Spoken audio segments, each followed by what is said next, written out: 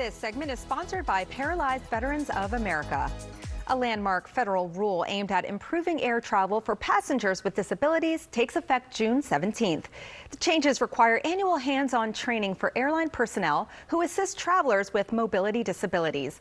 And joining us now to discuss what that means for millions of Americans are Tom Wheaton of Paralyzed Veterans of America and Maria Town of the American Association of People with Disabilities. Welcome to both of you. Thank you for being here. Thank you. Thank you for having us. Of course. Well, Tom, what are some potential dangers that passengers with mobility disabilities can face during boarding and deplaning when they do that? Well, first, the boarding procedures require a transfer from the wheelchair into a very narrow aisle chair. And if not careful, you run the risk of falling down and being dropped. And that's exactly what happened to a very close friend of mine, a quadriplegic Marine Corps veteran. 7 years ago, he was being transported by untrained handlers, and they violently dropped him on the ground. Unfortunately, he broke his tailbone.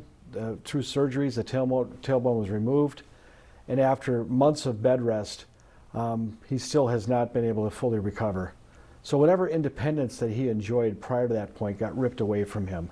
And that is just simply inhumane. Yeah, that is, I'm so sorry to hear that happened to him. That's traumatic. Maria, what can happen when airline employees aren't properly trained to handle mobility devices like scooters and wheelchairs? When airline employees aren't properly trained to handle mobility devices like scooters and wheelchairs, these essential devices get broken and disabled people wind up stranded, like I was a few months ago when an airline broke my mobility scooter. It took weeks to get my scooter repaired, and I got it back, but many people with disabilities are not that lucky. Many folks have to wait months and months for the airlines to repair or fix their wheelchairs, and these long waits can have negative consequences on our health and on our lives. That was the case for Ingracia Figueroa, a disability advocate whose wheelchair was damaged during air travel. The airline did not provide her with a proper fitting or supportive wheelchair, and as a result, she was literally stuck in an ill-fitting wheelchair for weeks while she fought with the airline to fix her customized wheelchair. She developed pressure sores and ultimately died. Oh my gosh, that is just so horrible to hear. Maria, what changes will passengers see under these new federal training requirements? Under these new federal training requirements, airline personnel who assist people with disabilities and who handle our devices will undergo hands-on training and be assessed on their device handling competency once a year.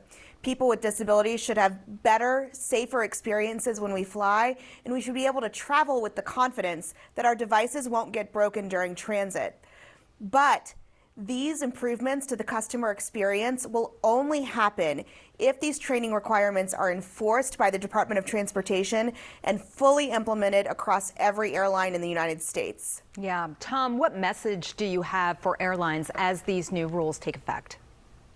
Well, air travel is a basic civil right, and yet 40 years after the Air Carrier Access Act was signed, it remains unsafe and even deadly for people with disabilities. And airlines must ensure that their employees are fully equipped to take care of our needs. And this goes well beyond compliance. This is about dignity, respect, safety, and trust. Absolutely. Tom, where can we go for more information? Let's go to pva.org/air travel. All right. So if we do that, we can know our rights, we can sign our petition and learn more about our advocacy efforts. Thank you both for sharing this important information. Thank you. Thank you. For more information, visit pva.org/air travel.